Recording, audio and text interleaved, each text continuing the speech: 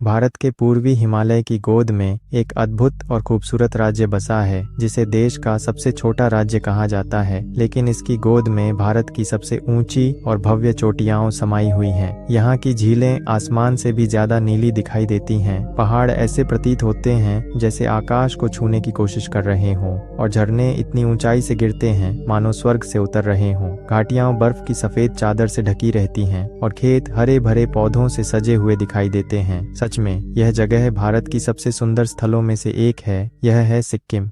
इन्हीं पहाड़ों के बीच बसा है एक मनमोहक गांव लाचुंग। चारों ओर ऊंचे पहाड़ों से घिरा यह गांव लगभग 10,000 फीट की ऊंचाई पर बसा है। यहाँ से झरनों का नजारा सीधे गांव से ही किया जा सकता है। सुबह की पहली किरण जब इन बर्फीली चोटियों के पीछे से झांकती है तो दृश्य इतना अद्भुत लगता है कि उसमें आध्यात्मिकता झलकती है। गाँव की गलियों में घूमते हुए छोटे छोटे सुंदर घर दिखाई देते हैं। एक घर की दीवारों पर फैली बेलों और पौधों ने मुझे रोक लिया। हर दीवार पर फैली हरियाली इसे जीवित सा बना देती है। घर के बाहर सुबह सुबह धूपदान से उठती अगरबत्ती की सुगंध पूरे वातावरण को पवित्र और शांत बना देती है। गांव के घरों के आसपास छोटे छोटे खेत और बगीचे हैं जहां लोग सब्जियां और फल उगाते हैं। लाचुंग का पालक यहाँ काफी मशहूर है। सेब के पेड़ फूलों से लदे रहते हैं और आलू जैसी फसलें भी यहाँ खूब उगाई जाती हैं। ये गांव आत्मनिर्भर जीवन का एक सुंदर उदाहरण है जहाँ लोग अपनी मेहनत से उगाई चीजें खुद पकाकर खाते हैं। खेतों में काम करती बुजुर्ग दादी को देखकर ये और भी स्पष्ट हो जाता है। 70 साल की उम्र पार करने के बाद भी वह खेतों में काम करना छोड़ना नहीं चाहती।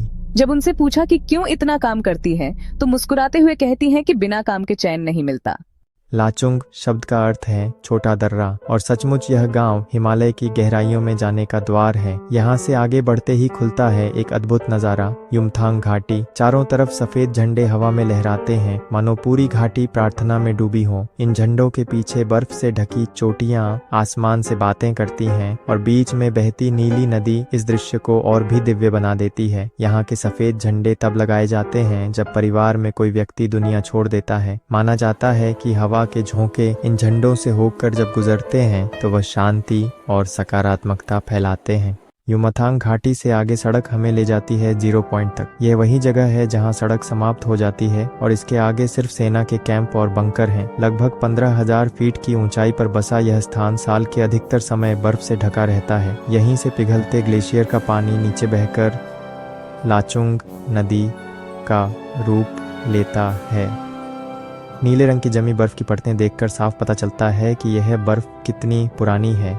यहाँ से कुछ दूरी पर यूमेस्मडोंग नामक आखिरी गांव दिखाई देता है जहाँ गर्मियों में याक चराने वाले लोग अस्थायी रूप से रहते कि नाम स्टेज से दे रहे थे। 23 देरी में क्या ये रोल सबों के पॉइंट ही है, लेकिन यहाँ की सुंदरता 100 में से 100 अंक पाने लायक है। रास्ते में एक भव्य झरना भी देखने को मिला। ऊंचाई से गिरता पानी इतनी गूंज पैदा करता है कि दूर से ही उसकी आवाज़ सुनाई देती है। लेकिन सिक्किम की यह यात्रा केवल सुंदरता ही नहीं दिखाती। कुछ साल पहले आई बाढ़ ने यहाँ की कई बस्तियों को उजाड़ दिया। ग्लेशियर झील फटने से आई बाढ़ ने तिस्ता नदी को उफान पर ला दिया और कई घर अब गाँव पल भर में गायब हो गए। आज भी टूटे पहाड़ और बर्बाद सड़कें उस त्रासदी की गवाही देती हैं। ये नज़ारा हमें प्रकृति की शक्ति और उसके क्रोध की याद दिलाता है।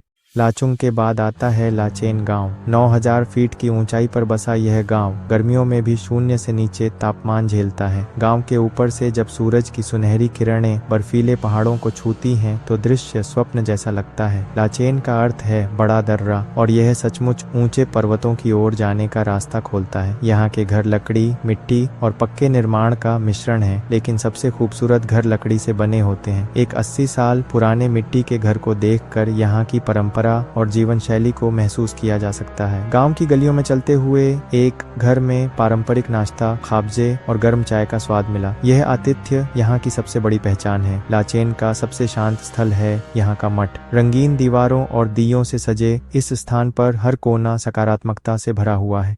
लाचेन से आगे बढ़ते ही रास्ता हमें ले जाता है थांगू घाटी की ओर। 13,000 फीट की ऊंचाई पर बसी इस घाटी में तिस्ता नदी बर्फ से ढकी पहाड़ियों के बीच बहती है। छोटे छोटे लकड़ी के घरों पर जमी बर्फ इस जगह को किसी चित्र जैसा बना देती है। आगे बढ़ते बढ़ते नजारा बदल जाता है। हरियाली और जंगलों की जगह अब ठंडी मरुस्थलीय भूमि ले लेती है। चारों ओर सिर्फ ऊंचे पहाड़ और सफेद बादल नजर आते हैं, मानो हम सिक्किम में नहीं बल्कि लद्दाख में हों।